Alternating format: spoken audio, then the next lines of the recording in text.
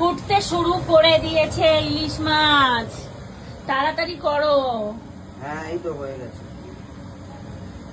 আমারই এখানে দাঁড়িয়ে দাঁড়িয়ে যে কি কষ্ট হচ্ছে গরমে, আর ওর কি হচ্ছে এটা আমি বুঝতে পারছি, কিন্তু কি বলবো বলো। কেমন লাগছে?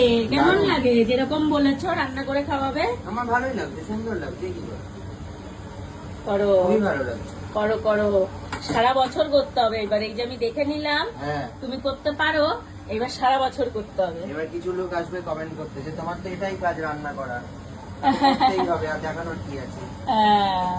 সে লোক যা বলছে বলুক, তাদের বর রান্না বান্না হয়তো করে খাওয়াই না, সেই রাগে জ্বলে পুড়ে একদম মহিলাও ঝাঁপিয়ে পড়বে, বলবে হয়তো জ্বলে পুড়েই করবে। যাই হোক, মানে ভাগ্য করলে এরকম বর পাওয়া যায় যে নিজের হাতে রান্না করে বউকে অন্তত তার স্পেশাল দিনে খাওয়ায়।